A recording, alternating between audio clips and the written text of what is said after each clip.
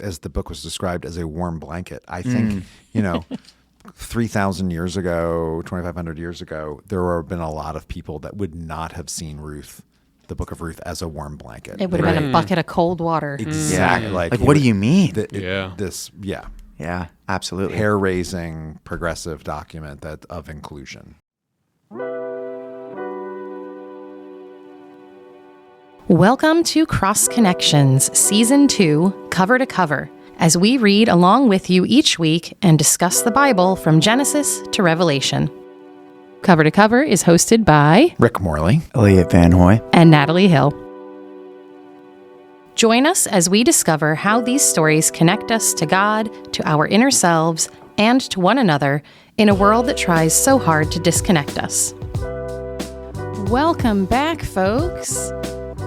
After quite an interesting episode last week in the Judges, we are here today. We've got 2 books we're going to bring you. We are going to read first the Book of Ruth, and then we'll get into 1 Samuel. But as I said, first off, the Book of Ruth, which felt to me like a warm blanket after Judges, is special for talking about the Book of Ruth today. We have a guest with us. a scholar. A Ruth scholar. That's Ruth generous. expert. That's generous. Welcome to the Reverend Thomas Szczerba, one of St. David's associate rectors. What's up? I have a lot of questions, so... All right. Yep. Hopefully Elliot can answer them. Well, if you want to be smart like Elliot, we recommended a book for that last week. If you look in the show notes, Go buy it. It's a you good can book. go buy that. So, Thomas, do you want to lead us in here to the Book of Ruth, this lovely, Sure. warm, cozy story after the Game of Thrones that we had last week in Judges? I think before he tells us about Ruth, he should tell us a little bit about himself. First time on the podcast. Oh, He's going to be wow. a regular guest, little does he know, Welcome in to the upcoming pod. months. But I really have to read. So as Natalie put it, I'm an associate rector here at St. David's. I've been at St. David's since August 2022. Before that, I was serving at Grace Church in Manhattan for a few years. I went to General Theological Seminary. I'm a product of the Diocese of New Jersey, came up through the farm system, and really love serving here at St. David's. I have done outreach ministries here at St. David's, fellowship ministries, but also pastoral care ministries here at St. David's. And I have a wonderful wife and almost 1-year-old son, Zion, at home. So. And he uses the terminology of farm system because he is a devoted Yankees fan. Amen. Amen. Yankees and Eagles, his 2 favorite teams. No. Silly fool of a man. He's a Giants fan. Yeah. I actually really don't like the Eagles, so. Go Birds. Wow. Maybe, again, before we get to Ruth, rapid fire questions for you. And these are some of the things we've discussed on the podcast before. If you were going to take one book out of the Bible, what would you take out? Oh, I don't know. That's a good question. Maybe Revelation because it's a little wacky. I'd have to think about that a little bit more, though. Okay, you can just randomly, when you're talking about Ruth, be like, oh, I thought of it. Oh, by All the right, way. favorite book of the Bible? John. We are reading the Gospel of John right now in our Tuesday morning Bible study here at St. David's. You know, the Christology, the focusing on Jesus, really speaks to my heart and my spirituality. So, Favorite character? Maybe when we get to the Gospel of John, we need to bring the Bring it wow. back. Yeah. Bring the scholar back to the pod. Ruth and John Scholar. Famously known to go together. Favorite character in the Bible? Thomas.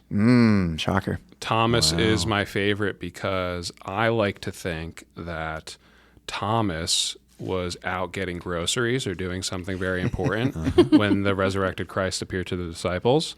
And I think Thomas often gets a bad rap of doubting Thomas, but I just think Thomas wanted what the other disciples got. And I find in my life, I often want to see the resurrected Christ in my life. I want to put my fingers in his wounds and I want to see him show up. So that's often my prayer. So I really identify a lot with Thomas, and it's a great name. So I was saying at the men's retreat in John 11 that a lot of people forget when Lazarus dies and Jesus and the disciples are away from where Lazarus dies, that Jesus is like, oh, we're going to go back to him. And they're like, oh, but if you go back and heal him, they're going to kill you, Jesus. And a lot of people forget it's Thomas who is the one who says, let's go with Jesus and die with him, which I think is so funny because he is famously known for doubting. Yeah. But he is the one who's the most like, oh, we're going to die with this guy. We're going to, we're going to do it. So That's a good point. Interesting about him. There was one other question. Oh, favorite story in the Bible. I really like Abraham and Sarah. I like specifically the story of infertility in the Bible. Really speaks to me and my family. Zion is an IVF baby. So any story involving fertility and the struggle and God's presence, though, throughout is really speaks to me. So That's awesome. And we're going to get to that later in today's episode, actually, when we get Talk into about Hannah. First Samuel. Oh, that's right. Yeah, that's right. Yeah. So how did you come to be this great Ruth scholar? Tell us. Why did Elliot drag you in How here many this afternoon? dissertations did you do? I think because Elliot didn't want to prepare. So when I was at Grace Church in Manhattan, I taught fourth grade Bible, and this is one of the stories that we covered. But also, I helped lead the Tuesday morning Bible study here at St. David's. And when I came back from paternity leave, we studied Ruth. A nice short story, one that I was familiar with. And it really opened up a lot of conversation in our Bible study. Some of our most robust conversation was around Ruth. You also tend to be the St. David's wedding chaplain. Like you are the Marian machine. And I'm guessing you probably do a few weddings that have Ruth Yeah, that's a great point. as a lesson. Yeah, that's a great point. That's a great 'Cause point. it's one of the classic wedding readings comes right out of the Which is so pages of funny, Ruth. but we can talk about that Yeah. later. Yeah, I don't want to. Yeah. Where you like right where you go, I will go. Your God will be Yeah. my God. Yeah. Right. And it's about a And mother-in-law. it's really about Yep. two women. Yeah, so the Book of Ruth, Natalie was saying it feels like a warm blanket. And the way I like to describe it is after reading Judges and transitioning to 1 Samuel, Ruth is this, you can read Ruth kind of like a fairy tale in the sense of this love story, this powerful connection between a mother-in-law and a daughter-in-law, connection between Ruth and Boaz and journeying to Naomi's homeland in Bethlehem. So it feels good. There's a lot of love involved. There's a lot of God's presence throughout the entire story, that God hasn't left these loyal followers of his.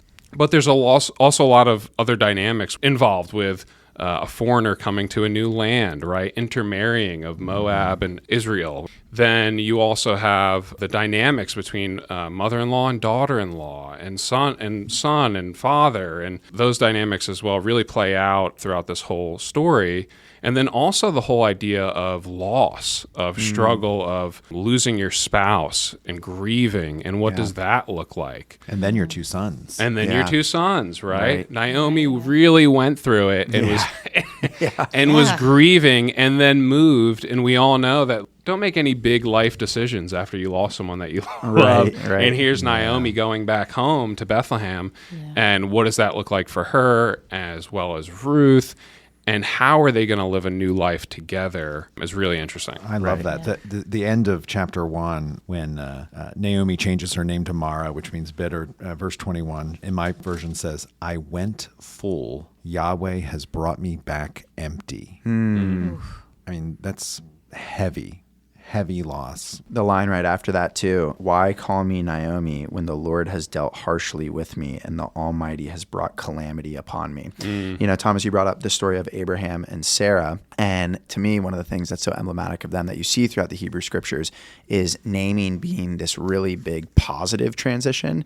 Like even Abraham and Sarah, their names get changed a little bit. So this happens throughout the scriptures, Saul to Paul. And this is one of the few examples I can think of where it's someone being like, my life is so bad, to your point about how much she went through it, that just call me this other name that literally means bitter. And a really amazing kind of challenge of God, right? Unafraid to be like, what the heck, God? Naomi is super relatable in this because you can feel her pain in these words and you can feel her lamenting toward God. It feels like a psalm, right? Ruth as a book, it sits between Judges and 1 Samuel in our Christian scriptures. And it sits there in part because this story happens during the time of the judges. It doesn't really make clear as to which judge where or anything like that as to where it sits. What I thought was interesting is in my notes, it indicated that this book sits in a different place in Christian Bibles than it does in Hebrew Bibles. That in Hebrew Bibles, it's tied to festival texts. Right. And I think, Thomas, you had some... why does it sit here in our the whole Christian point Bibles? the whole point is to point toward King David, to show this transition from judges to a king, and also the purity of David, specifically as it relates to Ruth and Boaz as the start of this line of these people who are in a pure relationship together and their strong sense of love for one another. And they really follow all the right footsteps to be in a relationship that you're supposed to, even the whole idea of exchanging a shoe, right, as a token of transaction. As one does. As one does. So anyway, it all points to King David. Like, it's all trying to point toward a king. And it also does, parts of it make you feel good. Yeah. Yeah. There really is a purity to both Ruth and Boaz. And they're just two young kids just trying to do the right thing, right? And Ruth's going with Naomi, like, I'll go with you to the end of the earth. And Boaz is like, I'll do good by you, and I'll make sure no one hurts you and all that. And so I think the text is saying something about purity. But because she's a Moabite, the text is also saying something about difference. Because in that sense, in the hereditary sense, then David isn't a pure Israelite king. He's a descendant of these two pure people. But Moab, a nation that they're always butting up against. Yeah. Moab's genesis, Moab, the patriarchal figure, was a son of Lot, and he became a son of Lot through his daughters. His daughters got him drunk and had sex with him, and the older daughter had a son whose name was Moab. And so even the story of the genesis of this nation comes out of this strange, very impure story. Yeah. And yet the whole book ends with these two become the great-grandparents of King David. Yeah, this was the result. The story starts with difficulty. The arc of the story is one from difficulty and struggle to joy and celebration. Yeah. Because it begins with this man from Bethlehem in Judah Bethlehem in Judah. Every time I hear that, I know. Man, I'm in the Gospels again. Silent Night. He and his family are driven to Moab because of famine. And we've talked before on the podcast about lots of famines taking place throughout Scripture and people having to move because of it. That's how the Israelites ended up in Egypt in the first place. So here they are, they're driven out. They're driven to Moab by famine. They have these two sons with names, since we were talking about names, that mean... The one son's name was sickness, and the other one was destruction. Frail. I had destruction, yeah. Ooh. So sickly and frail, or sickness and destruction, these are the names of their sons. And it's Oof. It's right. These two sons live long enough at least to have wives, but no children. And then the man and the two sons all die, leaving Naomi and her two daughters-in-law. Three widows. Yep. In a foreign Naomi, country. Orpah, and Ruth. Mm-hmm. Yeah. And Orpah, basically Naomi is like, listen, you guys don't have to stay with me. Like, don't worry about me. I'll be all right. Like, you go back home. And she's like, I can't give you more sons. Yeah. Right. And even if I did, you'd be too old because, we'd have to wait too long. So just go do your thing. And Orpah's like, all right, no problem. No problem. I'm out. Good luck. I am out of here. But then you have Ruth, who is really committed to Naomi, right? My God will be your God, is also a transition, too, of thinking of the God of Israel is now Ruth's God. So there is a foreign person has the God of Israel as her God. Mm-hmm. Yeah. And it's kind of a testament to their love, right? Because I'm reading in between the lines here, but clearly Ruth is witness to Naomi's love of the God of Israel and wants to be a part of it, which is also really beautiful to think about. Absolutely. Yeah, and that's maybe just a way of saying at this moment, this text gets used oftentimes between men and women. Yeah. But actually what it demonstrates that I think is very powerful is a form of love that goes much deeper and further than just romantic love, right? Like Ruth is this woman whose husband has died. And in this society, to not have a husband is to be in one of the most dire circumstances you could possibly be in. And so on every level, economically, socially, culturally, to say to Naomi, your God will be my God and your country will be my country is unthinkable. I mean, it is unthinkable. Right. It's a huge testament, Thomas, to her love for Naomi. And it's like, where do you go from there, right? Right. You know, you go home to Bethlehem together, and you really have to start a new life, right? Like, what are the means of survival? And one of the means of survival is finding a spouse for Ruth, right? Because that's the only way. Yeah. Before they do that, though, they're gleaning the fields, Right. Which we have seen in prior books. Yep. The farmers, you Leviticus. were not supposed to take all of the goods of your field. You were to leave some behind. Yep. You were only allowed to go over your field once. You could anything you missed the first round did not belong to you. It belonged to the poor. You were not allowed to reap your field up to the edges. What was on the edges belonged to the poor. Like, it doesn't belong to you. It belongs to somebody else. And Ruth and Naomi go to these fields to be able to get that food that has been provided for them by God. Right.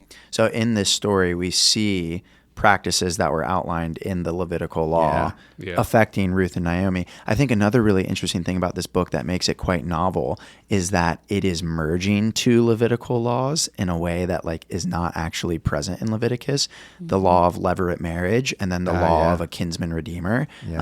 And funny enough, what happens in Ruth of Boaz being this redeemer, that's not actually what it says in Leviticus.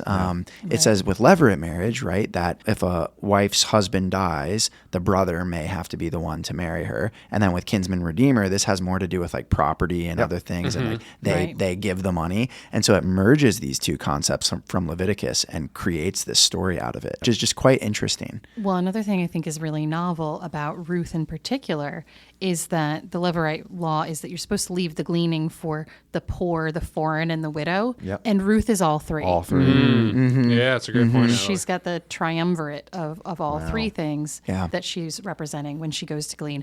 And interestingly, she goes to do the gleaning. Naomi stays back at wherever it is that she's managed to find a place for them to live or to stay. I don't know if she's Upper too East Side frail of or- We also see the precariousness of their situation because Boaz ends up seeing her, and Boaz is making googly eyes at her, and he's obviously interested. Well, she's new. But he notices her hard work is how she stands out amongst everyone else. Yeah. But he tells all the other guys who work in the field, don't mess with them. Yeah. In fact, in some translation it says, don't molest them. Because as women that were not attached to a man in that society, they were vulnerable. If something had been done to them, there was no one coming to her rescue. Yeah.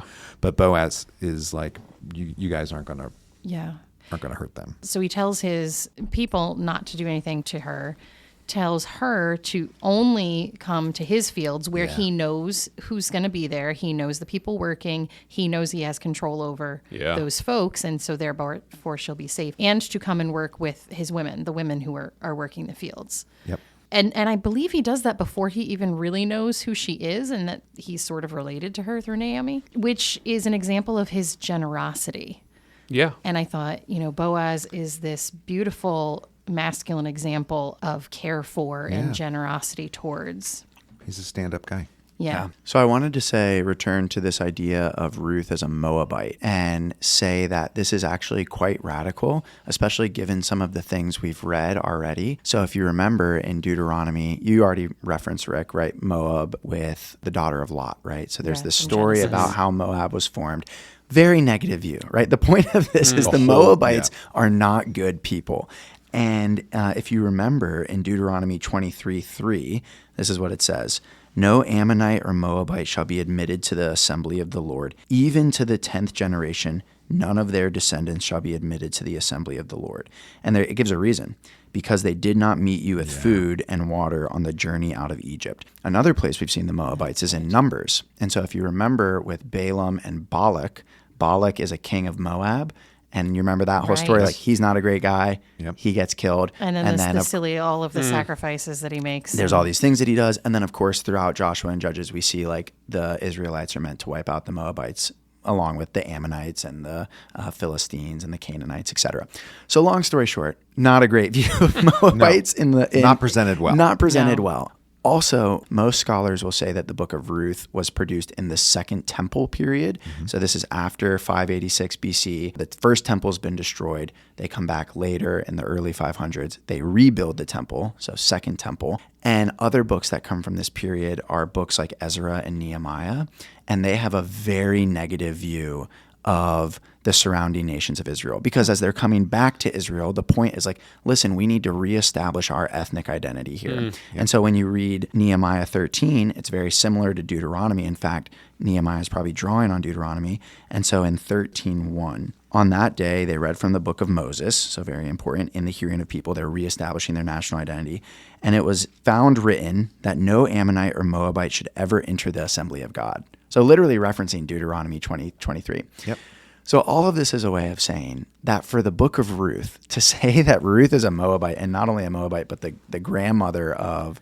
Incredibly radical. Incredibly radical. Yeah. I mean, incredibly radical. And it's presenting this view that actually these people around us do not have to be viewed harshly in this way. In fact, they are part of us. And then, of course, before the podcast, Rick, you talked about how Ruth is a central part of Jesus's genealogy. Right. I mean, so there's these two streams in the Old Testament. One is Moabites and other foreigners bad. The other stream is King David is a descendant of one of them. Yeah. And the Christian scriptures could have picked one or the other to have gone with, and obviously they picked the latter. Right. Matthew puts Ruth right into the pages Yeah, that's true. of Jesus's genealogy. Yep. One of the 5 women mentioned Yep. in Jesus's genealogy is Ruth the Moabite. Yeah, and I think this is just so important to just name and acknowledge, because there are these two strands, and one is very critical of foreigners, and one is casting a positive light of God's inclusion and action in their lives. And it's also telling to me that we've talked about how Rahab is included, and Rahab from Joshua, famously a Canaanite,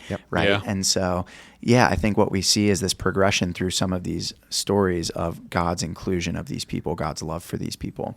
I think as the book was described as a warm blanket, I think, 3,000 years ago, 2,500 years ago, there would have been a lot of people that would not have seen Ruth, the book of Ruth, as a warm blanket. It would have been a bucket of cold water. Exactly. Yeah. Like, what do you mean? Yeah, absolutely. Hair-raising, progressive document of inclusion. Yeah. Yeah. On that point of it being a progressive document, I think one of the interesting things about Ruth is the way a lot of feminist interpreters have read the book of Ruth as this document that prioritizes the agency and struggle and role of women. And so, for example, like when we talked about Ruth and Naomi, right? Like, this shows the kinship bonds that women have to develop to survive in this world, in a patriarchal world. Yeah. And when we see Ruth going to Boaz, right? Like, you can read that as a love story, which I think is a fair way to read it, but also to read it as like what women need to do to survive, and that Ruth is making use of these structures that exist and doing it in such a way that she's providing for herself. And providing for Naomi. If you And think providing about for it, Naomi. Ruth was young enough to remarry. Yep. Naomi may not have been. Right. Naomi may have gone back to her people, to Bethlehem, and who knows what it would have. that someone she would may take have her in. hoped Yeah. that somebody would take her in, that she would still have the strength to glean in the fields. By Ruth going with her, Ruth ensures Naomi's continuation and survival in this, and that Naomi gets to have this beautiful ending thanks to Ruth's actions and her love and care for her. Right. And which makes you want to wonder what the relationship between Ruth and Naomi looked like before the sons died, and how the two of them had interacted. I wonder, to your question, Natalie, I wonder how much that matters, because it's almost like a response of grief that Ruth will step up in this way that she didn't have to do. Right. Like you were just saying, she didn't have to step up in this way and provide. And, in chapter 4 at the end, we're mixing around a little bit here, but Welcome. This is what we do. but her child is then immediately given to Naomi, and Ruth is out of the story. Yeah. Yep. The whole last, Actually, beginning in chapter 3, I think, because maybe it's just chapter 4, but the whole idea of like There's only even 4 the chapters. even the transaction between the kinsman, right, and the other folks. My Atlanta. The other potential kinsman. The other potential kinsman. Ruth isn't part of that. She's not advocating for anything. Yeah. Her voice is silent, which is interesting to think about as well. And Elliot was talking about the need to survive, right? We had this conversation in our Tuesday morning Bible study. It's not that much different now. Yeah. We talked about one of our outreach partners here at St. David's is Thistle Hills in Coatesville, Pennsylvania, and they help women who've been abused or trafficked. It's a 2-year residential program where they help them get a fresh start at life. It's really wonderful, teaching them job skills and all this kind of stuff, interview skills and whatever.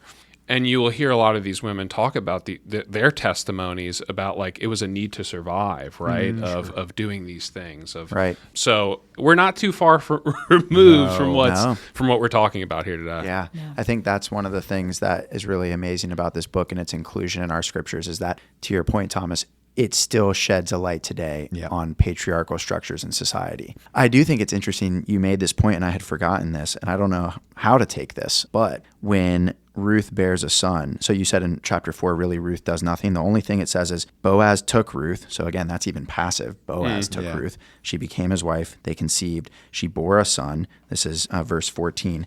Then the woman said to Naomi, "Blessed be the Lord who has not left you this day without next of kin." And it says later on in verse 17, a son has been born to Naomi. What in the world? A son has been born to Naomi. Pretty interesting. Yeah. I'll have to look into that more, but Well, not what you would expect at the end of the story, right? To Thomas's point. I may be wrong with this, but I think it's trying to emphasize God's presence was always there. Right. And for Naomi specifically, she dealt with the most heartache. Yeah. She was the one lamenting to God. Her story is deeply wrapped up in Ruth's, but Naomi was the one that was really lamenting and crying and this and that. And felt bitterly. Changed her name. Right. So this is kind of a redemption thing so that this child is now hers. She was empty, and then she became full again. Yeah. Right. Bingo. It is interesting the way she's almost the main character in some regard. Like the book starts with Yes. Naomi and then ends with Naomi, but the book's called Ruth, and we think of Ruth as the main character. Yeah. To your point, though, Thomas, about it being the sign of God's love, the one thing I was going to say is right before what I read in 17 and 16-ish, it says, and this is really praising Ruth, your daughter-in-law who loves you, who is more to you than 7 sons. And that's a cool line. Like, Yeah, especially more to since you than is 7 important. sons. Yeah.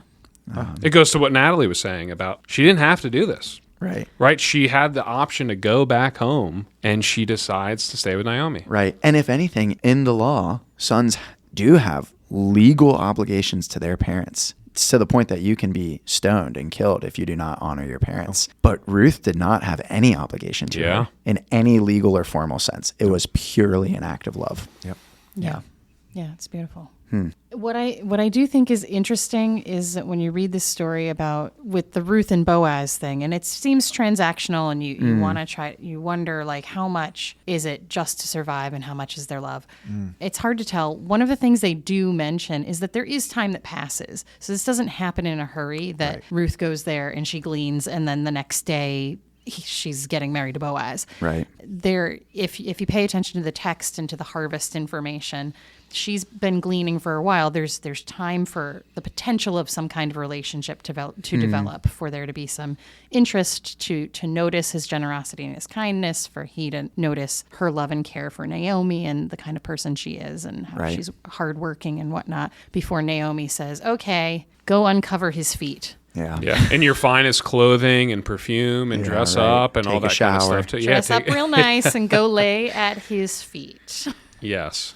Which is a euphemism for taking his blanket off. Yes. And people in the ancient world probably slept naked. But I think what's interesting is there's a question here of what this means. To me, what the story emphasizes in this section is actually, to Thomas already said this, the honor and purity of both Ruth and Boaz, such that when the morning comes, remember what happens? Boaz is like, you need to leave before the sun has even risen to protect your honor, so that when you leave, no one will think that anything happened. And I read it such that, I know some people debate this, but I read it such that nothing did in fact happen. And it is both of these people seeking to follow the law in a pure and positive way. It's up to the reader to interpret, right? It is, we were saying that before. Yeah.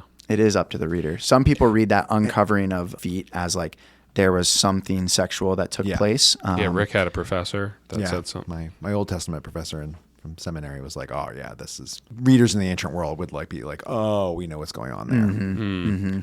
Either way, my reading of the rest of the text makes me believe that Boaz would not have taken advantage of Ruth in any kind of a way. It doesn't, the rest of his actions don't support that he would have taken advantage of her. Throughout this podcast and throughout like reading the scriptures up to here, we have met such scoundrels, over and over again. We Especially have met in Judges. Terrible, terrible people that have done terrible things. And Ruth, Boaz, Naomi, they are just like bright shining stars Salt of next the to earth. And it's also being the kinsman, right, or the leader of this clan. Boaz is, you get a sense that he has a moral compass to be like, we have to do things the right way. Like, yes, the relationship might have been building over time. Yes, you got in your finest clothes and slept, at my feet. But all that being said, we still have, so please, protect your honor. Please leave and get out of here. I need to talk with the other kinsmen and make sure that everything's good to go. I need to exchange my shoe, right? Like, I need to follow all these. In front of all of the other people so that it's clear that, everybody witnessed that this is happening. So his moral compass is just, it feels good, right? When you read it, it's that warm blanket, Yeah, absolutely. Which may be because of how upright Boaz is as a character, it balances that the ice water that it might be to those who think this is this crazy thing that a Moabite would marry an Israelite and then be grandparent to the king. It's a little sugar that helps the medicine go down. Yeah. I mean, it's a lot of sugar. It's more than just the spoonful of sugar. It's like, it's a big old chunk of it. Last two, maybe, I know we're probably wrapping up here, maybe two last interesting facts I think about Ruth. One, we were talking about this beforehand. This is the only book in the Old Testament that violence does not explicitly occur within the book. Apparently. Feel free to fact check that, but apparently this is the only book in the Old Testament that violence does not explicitly occur. The closest we get, I think, is Rick's comment about how there's a warning to Ruth of like, glean in this field so nothing happens to you. But in terms of concrete violence, in every other book of the Old Testament, concrete violence, which just goes to show the way that this is meant to be really as positive a framed story as possible. Yeah. With that being said, the other really interesting thing, and a lot of feminist commentators have commented on this, is while God's presence in some ways pervades the book, there is like very little action on God's part in this entire book. God is pretty much not a character in this book at all, other than framing the book. And so that's an interesting point. Like all of the actions take place are very human actions. Like God doesn't really speak to people. God doesn't really intervene in events. I always think like if we were going to put this like on dramatically, do you have to have a character for God? Do you? It's Right? that's an open question. And you can tell, I think, the Book of Ruth on a stage without Morgan Freeman coming on as God. In God, fact- is fact, there. well- He's spoken of, but in fact, does God have a line? I actually don't know. No, God No. doesn't Yeah, have a I line. think there is no. The closest you get is No. Ruth saying, "Your God's my God." Yeah. And that's the mention of God. Well, So- and blessing the Lord, Right. the Lord has cursed me. And then Yeah. later at the end, blessed is the Lord. Right. So really, there wouldn't be a role for God. You'd have to create one. So Yeah. In order to interesting. get Morgan Freeman on, you'd have to, Unless, and then it and that's was all worth it. well and That's good. worth it. That would be I- worth it. I say do it. That would be worth it. Thomas can do that in the VBS play. Yeah, sure. You got it. It was also notable at the end that it is named that a son was born to Naomi. Oftentimes, we do see this a few times where there's a child born to, and then it names a woman. But more often, the children are named as was born to, and then the male, father. the father. And it is the women who then name that child, the women of the town. The women of the town play this kind of chorus role that you would be familiar from like Greek theater and whatnot. But the women of the town kind of play this chorus role, both when Naomi comes and talks about her grief, and then later at the end when they surround her in celebration and name the child Obed, which means servant, potentially servant of the Lord. And then we get a mini genealogy from Ruth and Boaz up to King David. Which sort of summarizes what the purpose of this book is Right. to get us from the judges to a proper king. Yeah. Right. Always pointing to David. Just out of curiosity, too, like I wonder what that chorus of women, what was their support of Naomi and Ruth before this, though. We don't hear anything. Did they welcome them with open arms, right? Like it's hard to know. Or was it only after the birth of a child that they were welcomed with open arms? You know what I mean? Well, if the women are a chorus in the way that they would be in kind of Greek theater and whatnot, they don't play a role really so much as to kind of speak to what's going on, and they're not necessarily interacting in that sort of a way. I'm reading it as though it's been written in such a way that it kind of uses them as kind of that character of hearing her pain and emphasizing it and then being with her in celebration. And whether or not the women of the town were actually supporting her, they probably were. I feel like women in these societies were always deeply intertwined with one another. They had their monthly rituals they had to deal with. I actually think there is, between the lines of the text, an argument to be made that Ruth was very much so not warmly welcomed when she first arrived, and maybe by this chorus of women. I only caught this because there's a note in the Oxford Annotated Bible about this chorus of women praising Ruth in chapter 4, right? We already talked about this. It's the chorus of women who say, your daughter-in-law who loves you, who is more to you than 7 sons, has borne him. They're like praising him. And it makes this note about they had previously ignored her in chapter 1, verse 19. And if you go read chapter 1, verse 19, it's when Naomi and Ruth come to Bethlehem. And it says, so the two of them went on until they came to Bethlehem. When they came to Bethlehem, the whole town was stirred because of them. And the women said, is this Naomi? Now, it's reading between the lines a little bit, but the point of the note is that they don't say, is this Ruth?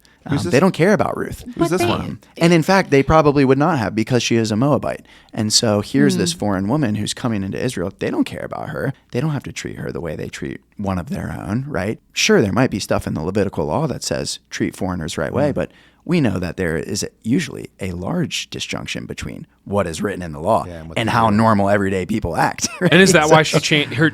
And immediately she changes her name after maybe feeling a sense of ridicule? Naomi's returning to her hometown. People there knew her. They would have recognized her. They're not going to recognize Ruth, who comes with her. They don't immediately say, hey, who's this person you brought with you? But Naomi goes straight into her, here's why I'm back, without my husband and my sons, why I'm so broken and sad. So you almost don't get the opportunity to be like, oh, and this is my daughter-in-law, Ruth. She came with. Yeah. Yeah, right.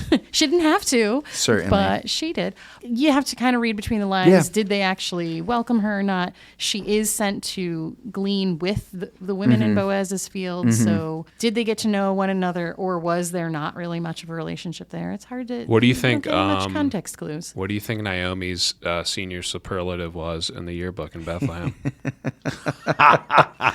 And they came back. She's like, best dressed. I don't know. Most likely to suffer misfortune. Oh, we got it right. We knew it. We could just tell. They were like, she's going to Moab. Things are not going to go well for her. Most They're improved. Like, we told you. Lifespan. Most improved. Most likely to be a great grandmother to the king of Israel. Right. Yeah. Which would have been given in ridicule at the time. Yeah. There were no kings yet. Yeah, good point. That's a good point. Oh, man. Well, so thank you, Thomas, for Thanks joining for us being here. for the Book of Ruth. Yep. Well, we'd love to have you back sometime. And we're going to go on to 1 Samuel. Yeah, we're going to continue on in just a moment here after we say goodbye to Thomas. All right. See you guys later. Thanks for having me. See you on the other side.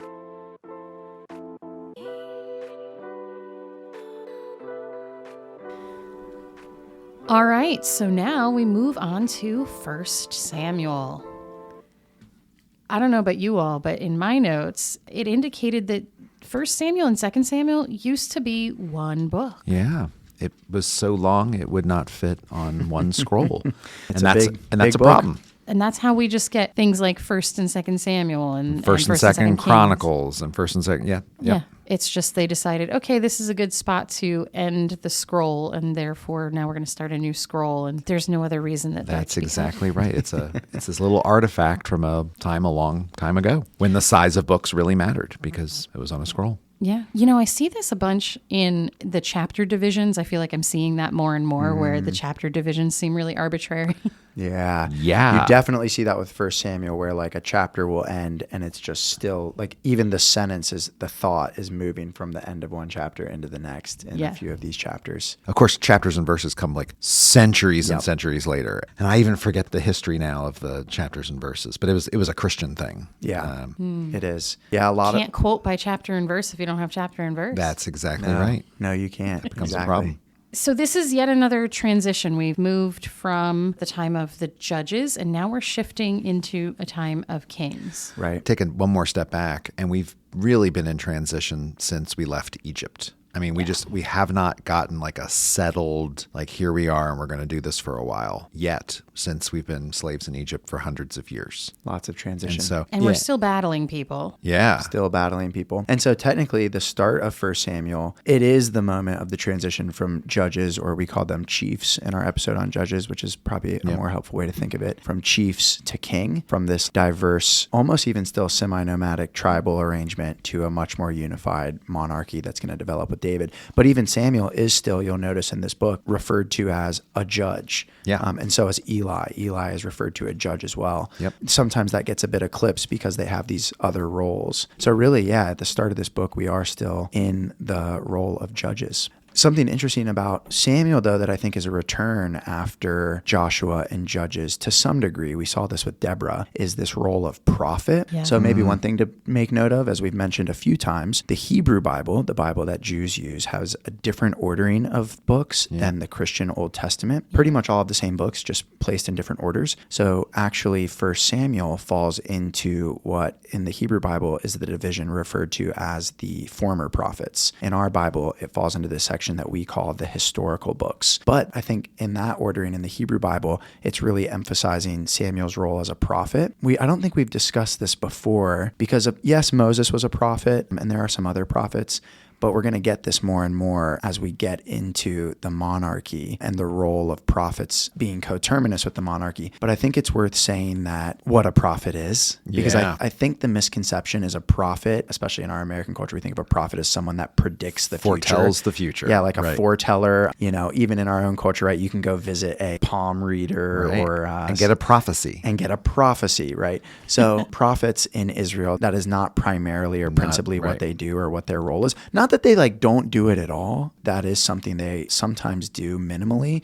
But really, in Israel, the role of the prophet is to be the mouthpiece of God. So we really saw that with Moses. Yep. And They're a true intermediary. They're an intermediary. And so a good way to think of it is they're not a predictor, they're an announcer. They announce usually God's judgment or verdict or God's feelings on a matter. The classic prophetic kind of formula is, thus says the Lord. Yep. And it's really communicating what God thinks about something. And a lot of times, as we'll see, it has to do with injustices happening in the world of Israel, God's displeasure, and announces what Israel is supposed to be doing. Yeah. So really, it's almost the role of a social critic in some ways. I don't know if you would really consider it as foretelling, but there's always a little bit of, and if you don't, this is what's going to happen. This is what's going to happen. It's usually the negative consequence, right? That's what comes closest to the foretelling is, exactly. If you do this, this will happen. If you don't do this, this will happen. One of the differences between the later prophets that are definitely going to do the Amos, Isaiah, Jeremiah, and Samuel is that Isaiah, Amos, Jeremiah are largely speaking to power. Mm-hmm. They're going to the people who are in charge and saying, if you don't knock this off, this is what's going to happen. Right. Samuel is the power. Like Moses, he's the intermediary. He's the one that God's coming to and saying, tell the people this, and he's the one in charge. Right. So it's a different mode of being prophet, but it's still that intermediary between God and the rest of humanity. Right. It is unique insofar as he is helping choose the king in a way that does not happen with latter prophets. Right. Or is at least God's mouthpiece for the choosing of the king. Right. Exactly. Yeah. Right. Yeah. And I think we can focus on 1 Samuel, but maybe the last thing to say that's really interesting is one of the things biblical scholarship has made note of is the rise of this role of prophet in Israel. Historically, like this really was a role, and it being coterminous with the rise of monarchy in ancient Israel. And one of the things that makes that quite fascinating, and we see some of this here in this book, is it seems to demonstrate that there was always a unease with this sort of centralized power of monarchy, and that the prophet really serves as almost a checks and balance to this centralization of power as a tribal people, like giving up this model of chiefs and tribes and decentralized kind of organization. And so it's quite interesting just from like a sociocultural perspective that this seems to arise, and it goes away when the monarchy goes away, when they go into exile and they return, and there's no return to a sort of monarchical form of governance. And so it's really interesting that this is a role that just develops with the rise of this role of monarch and then seems to disappear with it as well. And I think in Numbers, when they were giving the before you cross over in and here are some of the rules, they gave them in the descriptions of these new roles in that order. It was judges, kings, prophets. Yeah. That's a good point. It's just kind of an interesting, kind of a foreshadowing of that Deuteronomists might have written all the way back into, or was that in Deuteronomy? Maybe that was Deuteronomy, not Numbers. Now I'm forgetting exactly which somewhere in spot there. that was in. Wherever that was before Joshua, that seems to have been written in. And if it was Deuteronomy, actually, that would make more sense. Yeah. It was part of the Deuteronomistic history. Yeah. I'm going to say that right. Say it 10 times fast. So we got this guy, Samuel, and But he's born... real quick before we do that, real quick. Yeah. Our team of fact checkers here at St. David's came, and the system of chapters in the Bible was developed in 1205 by a guy named Stephen Langton, and the verses came in 1551. Wow. Less than 500 years ago. Yeah. So that is there you go. great. What is the reason it gives for why it just says this is when it happened? this is when it happened. Yeah. Interesting. Have to look up more. Maybe one of our listeners can do some research and phone in. Let us know where this came from. Always good to remember that so many things that we associate with the Bible and with history, a lot of stuff is not as old as we think it is. But it's the way we always did it. It's almost like humanity can only remember about 100 years I worth, know. and anything Right. that's older than that, it's like it never happened. Erased, repressed. So, except that it did, and at any rate. Well, so we got this guy, Samuel, and he's born in an interesting fashion, huh? Yeah, we've got this lovely birth narrative here. And it's sort of the classic patriarchal birth narrative where the mother is unable to conceive. And there's two wives. There's two wives. So she's upset. The other wife is like,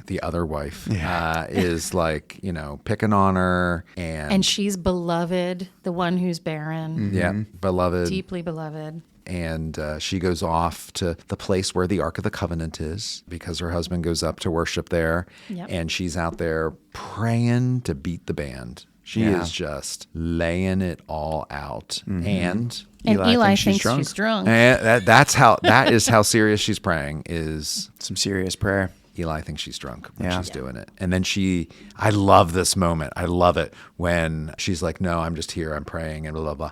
And Eli's like, you can just see in the text, Eli's foot in his mouth. Yeah, Like, he's right, just like, right. okay, the Lord grant you whatever you want. And he's just like, I'm just going to go crawl under a rock now. I love it. No priest has ever had that happen.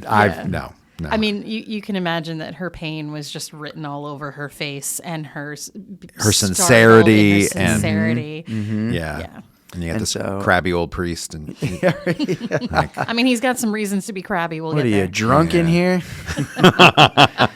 Well, speaking of drunkenness, in fact, alcohol plays a role in this narrative because one of the promises she makes is if the Lord gives her a son, she will dedicate him as a Nazirite, which we just saw Here we go in again. Judges, with Back to the with Nazirites. Samson. And it's this vow to be dedicated to the Lord where Samuel won't drink alcohol and won't shave his head. Yep. Interesting callback again. But doesn't really ever come up in the story. No. Which is quite interesting. Like nothing about being a Nazirite is, I don't think, ever mentioned again in regards to Samuel. Just that he is summarily delivered, when he is weaned. And there's a little bit of a question about exactly how old he is. Many children are generally weaned by approximately the age of 2, but he might have been a little older than that.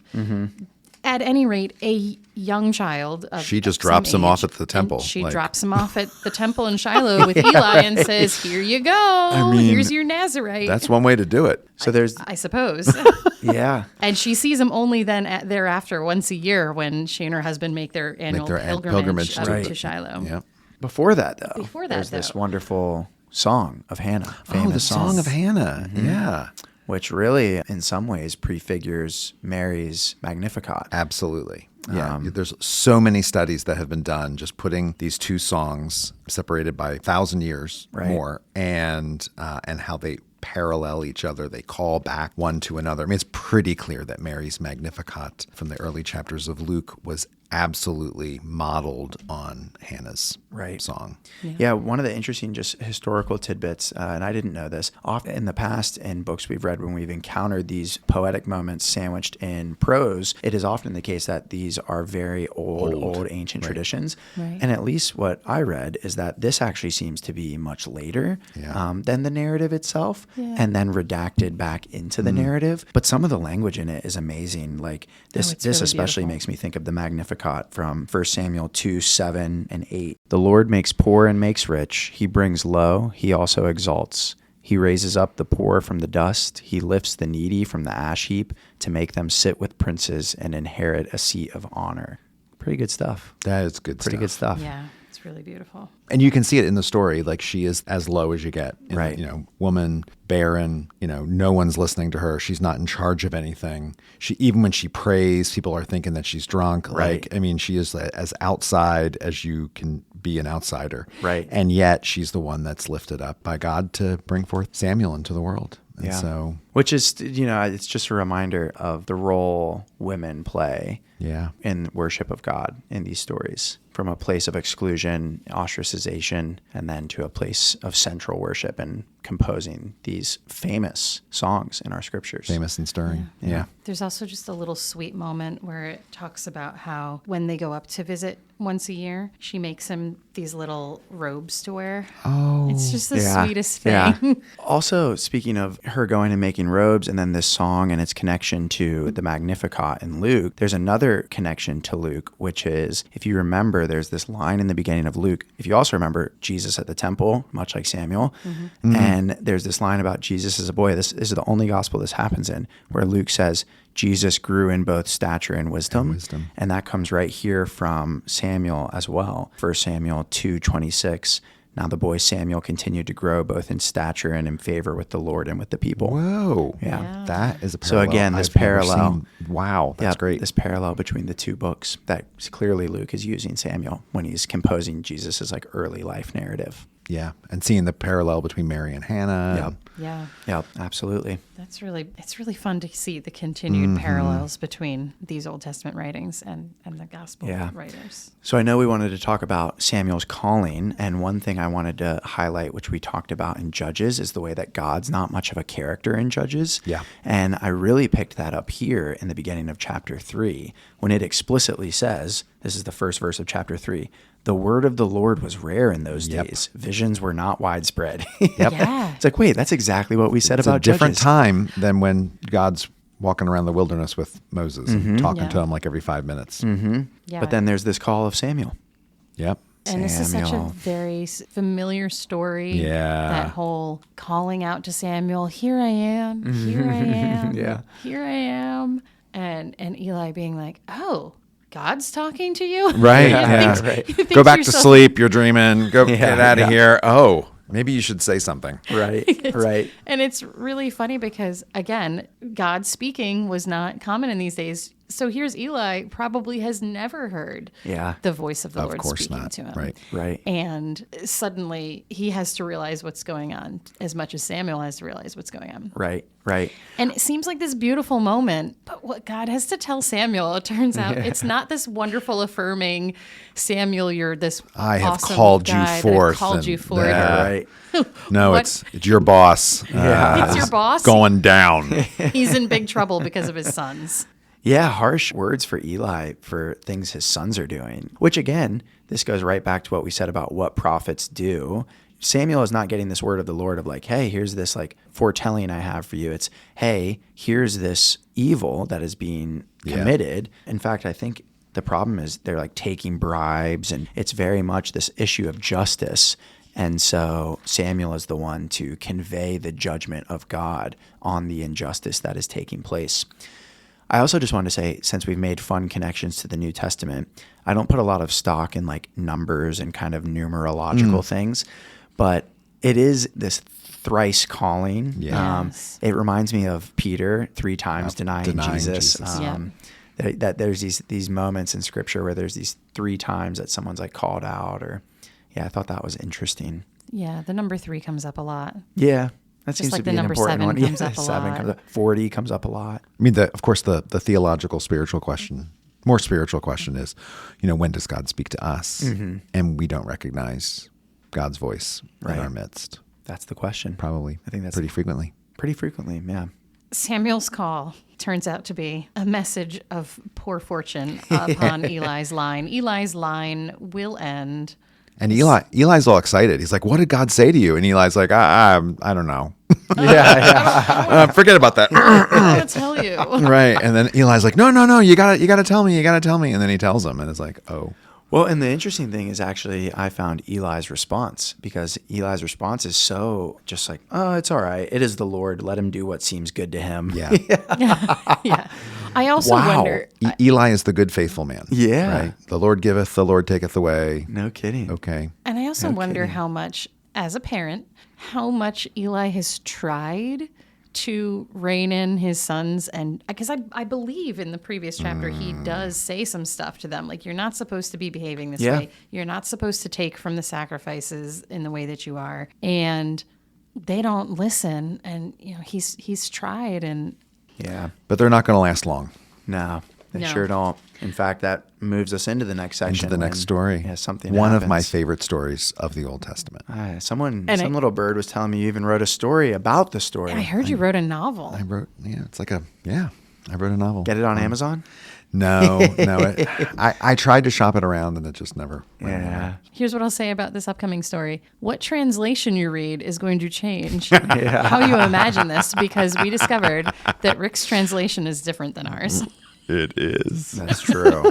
Very different story. So they end up treating, like they're at the battle and they're not With the winning. Philistines again. With the Philistines, Yeah. and they're not winning. And the idea is, well, if we bring God on the battlefield with us, like how much better would that be? And so they end up sort of treating the Ark of the Covenant as this like totem, right? Like we're gonna bring it on, and then therefore we'll have victory. And it's exactly what does not happen. They get routed, and the Ark of the Covenant then falls into Philistine hands. Yeah. Like the most sacred object that Israel has is now in the hands of their pagan enemies.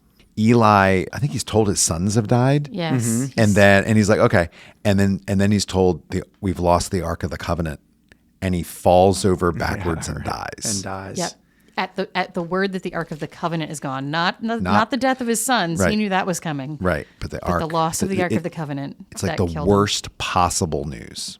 Yeah. Worst possible news. And then there's a strange story about his daughter-in-law who's in who I think dies in Yes. childbirth, Yeah. giving birth to Ichabod. It's very unclear to me whether Ichabod's actually born or if she's just named him. Yeah, dies that's in right. childbirth after hearing. There's about this it. whole thing about like the fullness of life here reacts to the news of the Ark of the Covenant. So you have the old man Eli, then you have the young woman, and you have Ichabod. Like the whole breadth of human existence in Israel is somehow affected by the Ark of the Covenant. Right.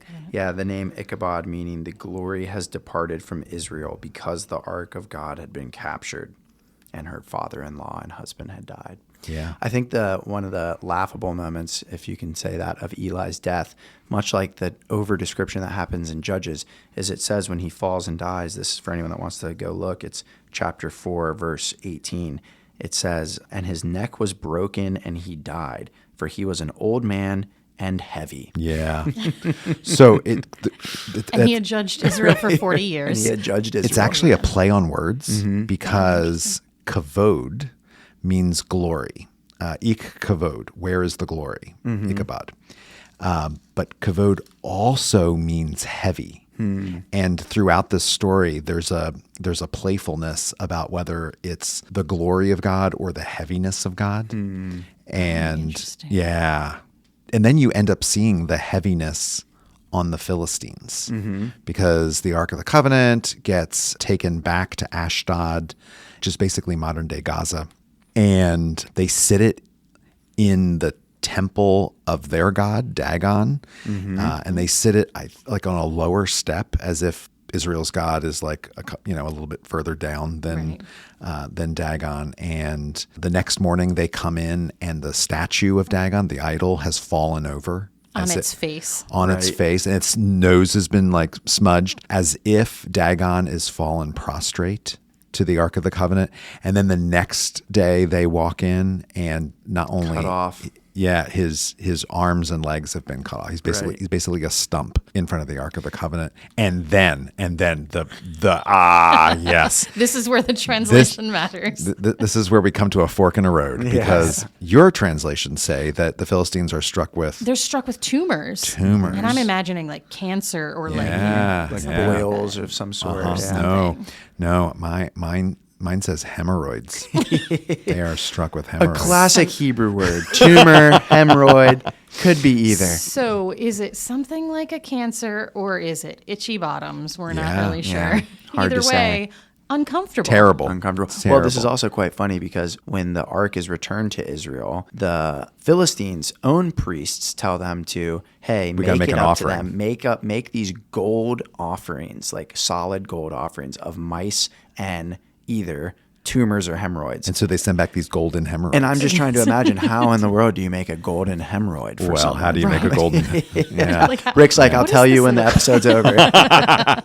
Well, so in this, what's important is that it doesn't just happen in Ashdod. The ark is sent to several different towns. Right. And in every town, the same thing happens. It's like the scientific method. We have to test this out. Like, it's here. Does it It keep happens over there. Oh, it happens over there too. And nobody wants it. They're like, get this thing, send it back to Israel. Huge game of hot potato. And then the way they send it back is interesting, because they construct a new cart. They find nursing cows.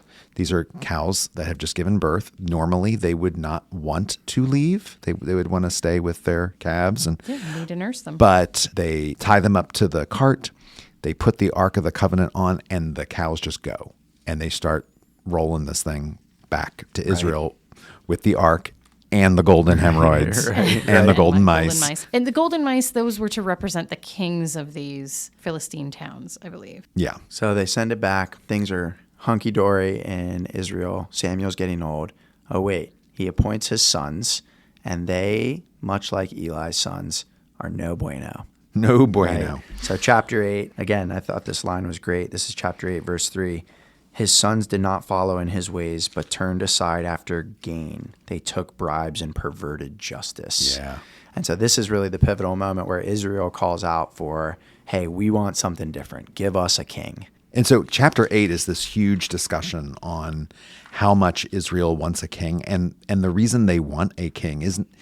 It's because, their current leadership situation is not ideal. Right. But it's also because we want to be like all of the other nations. And which goes in like direct contravention of everything we've read so far in the Old Testament, which is all about setting Israel apart from all of the other nations. So you're going to eat differently. Your clothes are going to be different. You're going to worship differently.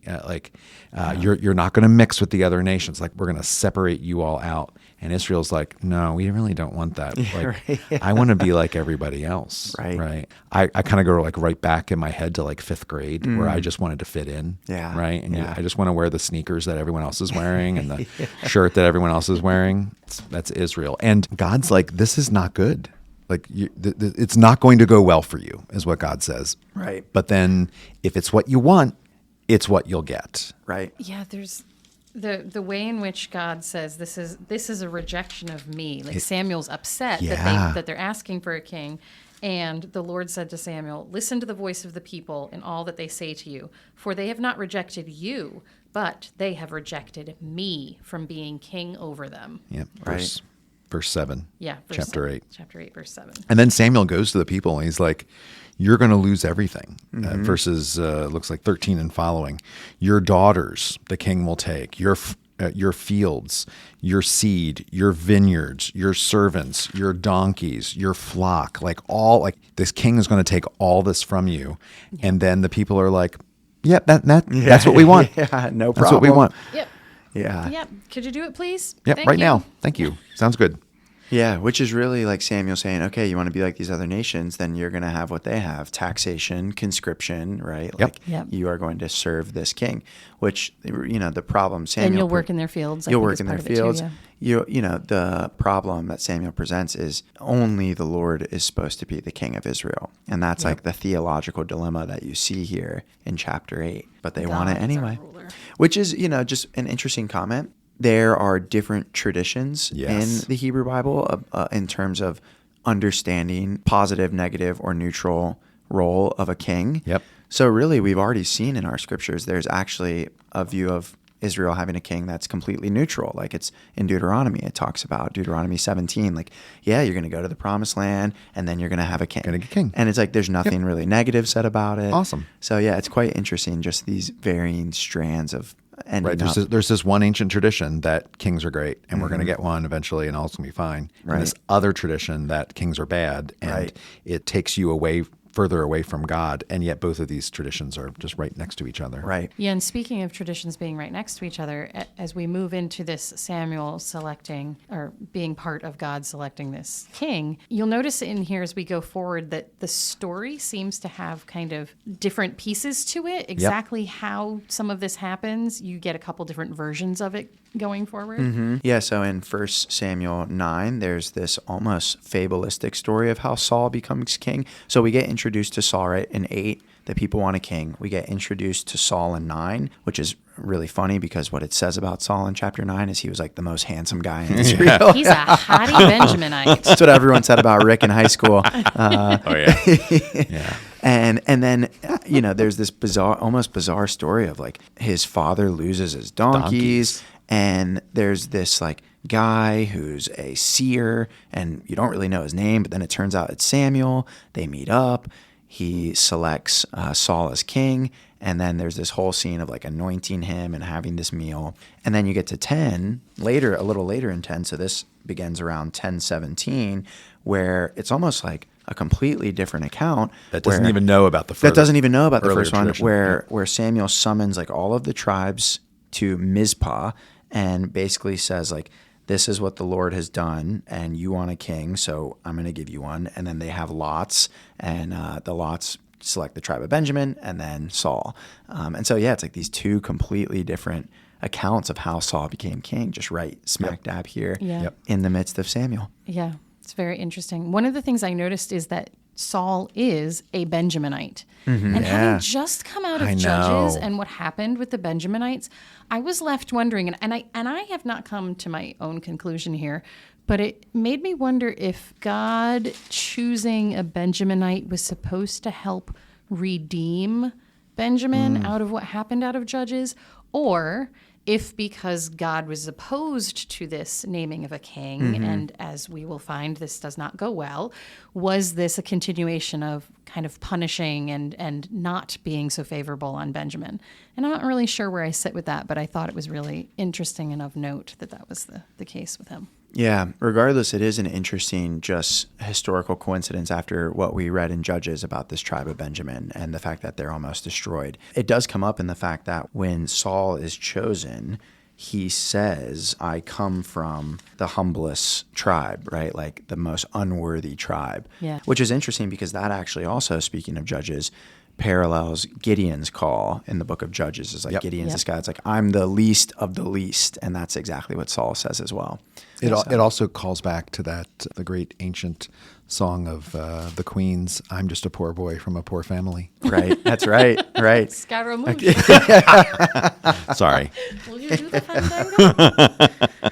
Well, Thunderbolts and lightning. Oh, we have thunderbolts and lightning in this, in this we do, book. we We do. do. We do have some I was thunderbolts and thinking of lightning. God as a storm comes up in here, which reminded me of, again, some stuff from Judges and the comparisons to Baal. So I know we do got to wrap up, but there are these two big mistakes that Saul makes. So Saul, by and large, great guy, first king of Israel, but he makes these two big mistakes. And he's a great warrior. And he's a great warrior. He He- defeats the Philistines Many times. many defeats times. We people. get introduced to his son Jonathan, who's going to be a character moving forward. Yep. His son Jonathan's a great warrior, defeats the Philistines.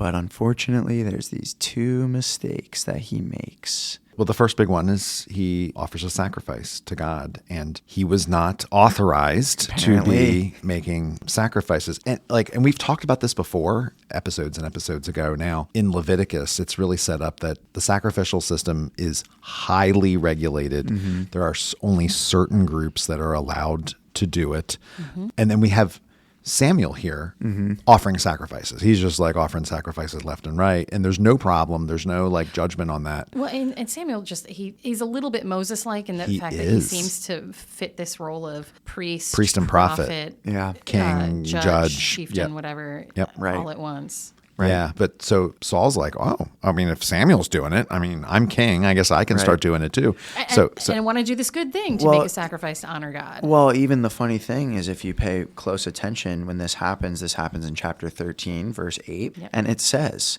so Saul's in Gilgal and he's waiting on Samuel. And it says he waited 7 days, the time appointed by Samuel, but Samuel did not come. So it wasn't even like he was like, oh, Samuel's doing this, I want to do it. It was like, hey, you told me this is the time to wait for you. You didn't show up. So like, it's all right if I do it myself. Like there's not even, to me, when I read it, there's not even a note of arrogance in this. It's almost bizarre. Like even so funny, the Oxford Annotated Bible in the note says, the nature of Saul's sin is not clear since he did wait for Samuel the prescribed time. So it's really like, man, what this guy do? He's not trying to be a bad guy. It reminds me of the whole golden calf episode. Yeah. When Moses is on the mountain and Moses is taking too long getting the 10 Commandments, and Aaron's like, and all the people are like, where's Moses? Where's Moses? Moses has left us. Make us some gods. And so Aaron creates a golden calf and worships it, out of he's just not able to cool his jets and be patient.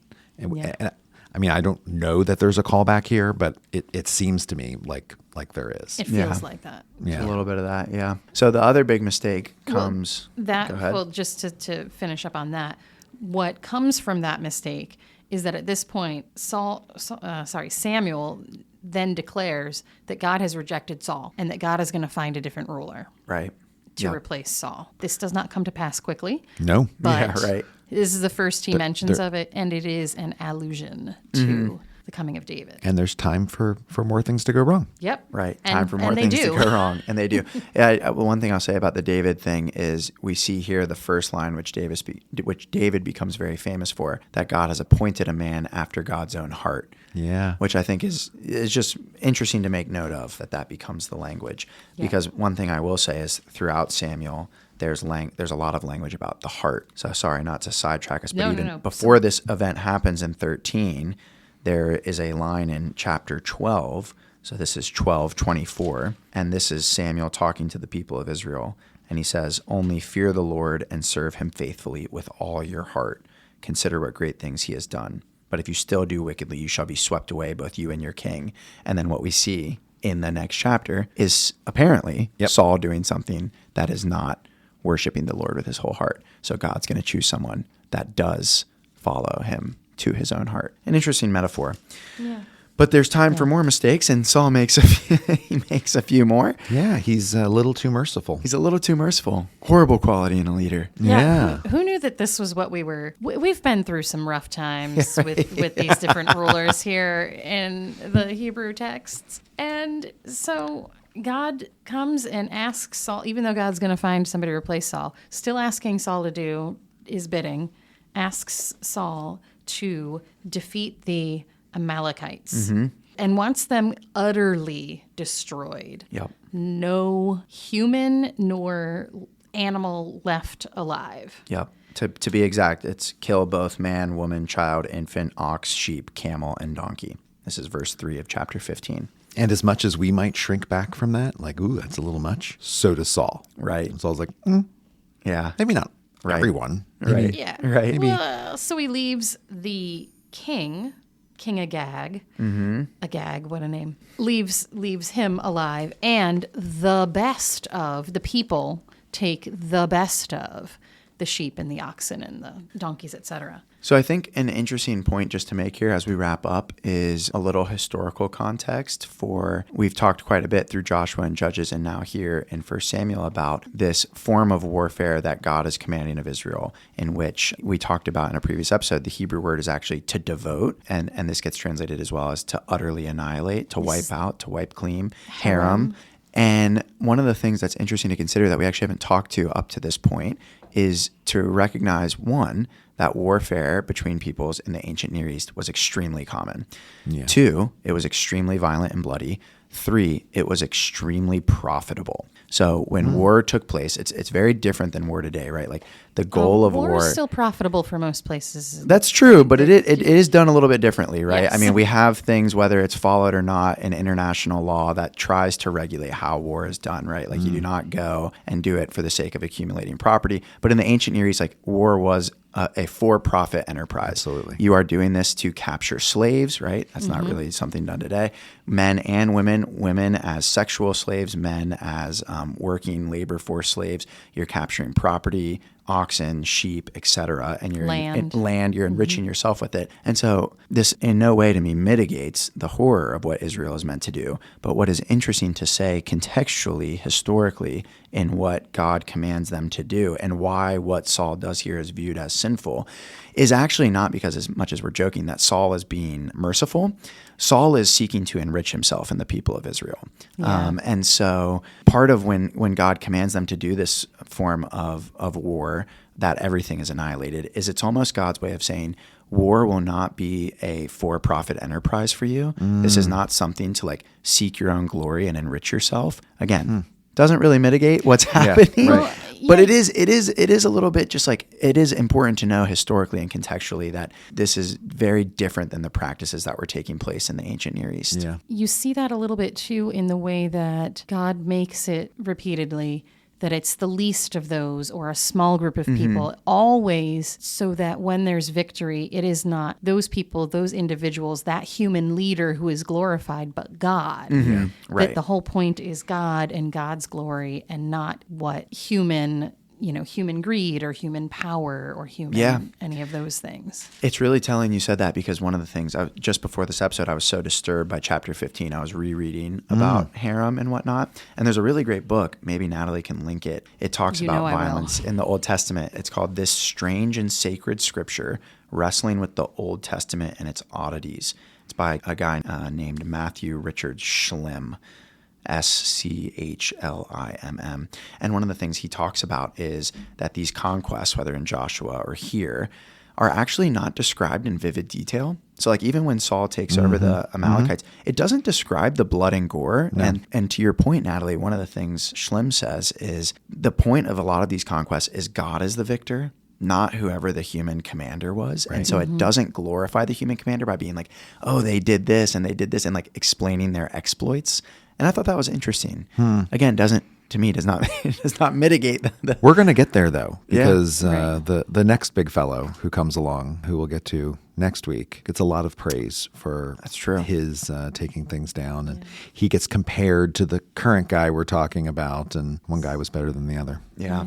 So here, Saul does not. Saul seems merciful or takes profit from Right. the war, whichever we're interpreting it, and God's very unhappy. And again, there's this repeated refrain that Saul has been rejected by God and will no longer be the king. Somebody else is coming, and Saul tries to claim, "Didn't I obey the voice of God?" And there's this poem that Samuel replies.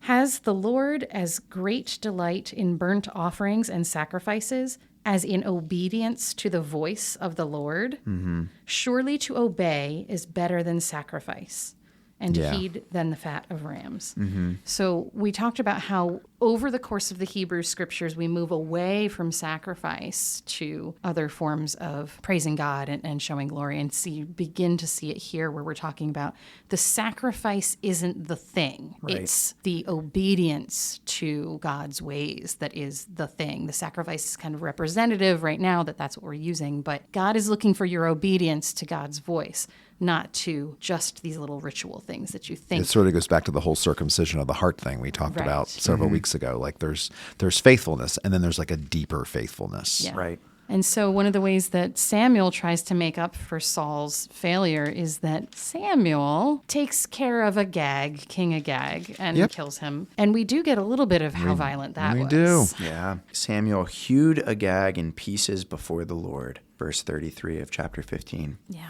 And then this is a major rift between Samuel and Saul. And it says in here, although, my notes indicate that, again, we're hearing kind of spliced together stories, so this may not be 100% true, but that Samuel and Saul never saw each other again. Yeah. Right. Major rift here. Yeah. And that Samuel grieves this. Yeah. This part of the story of Israel, it reads like a tragedy. Mm-hmm. I mean, it's like, we keep looking for a hero, and I need a hero. Yeah. Right. Oh, man. I'm holding out for a hero. Man, a lot of music references today.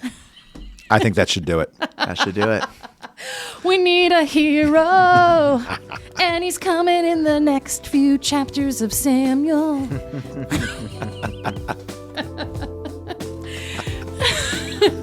We got people to look forward to. We do. Any final thoughts on this first 15 chapters of 1 Samuel? That covers it. I think that covered it. Onward. Onward.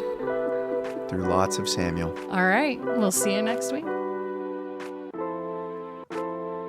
Thank you for listening to this episode of Cross Connections Cover to Cover. New episodes drop each Wednesday. Please be sure to follow or like us on your favorite podcasting app to find us easily each week, or join us on our email list at stdavidschurch.org/crossconnections. If you have questions for us, you can call us at 484-588-5656 and leave a voicemail with your name, where you're from, and your question or comment. Please note, we may use your recorded voice in an upcoming episode of Cross Connections. If you like what you hear, we'd love if you would share this with your friends and rate us in Spotify and Apple Podcasts or whatever other app you're using so people can find us as well. Don't forget to visit our show notes for the year's reading list and any other resource links we've mentioned. Cross Connections is a ministry of St. David's Episcopal Church in Wayne, Pennsylvania. Season 2 Cover to Cover is hosted by Rick Morley. Elliot Van Hoy. And Natalie Hill. Logo graphic design and podcast production by Natalie Hill. Stock media music provided by Marscott and Mood Mode Pond 5. You're welcome to learn more about all of St. David's worship and ministries at stdavidschurch.org.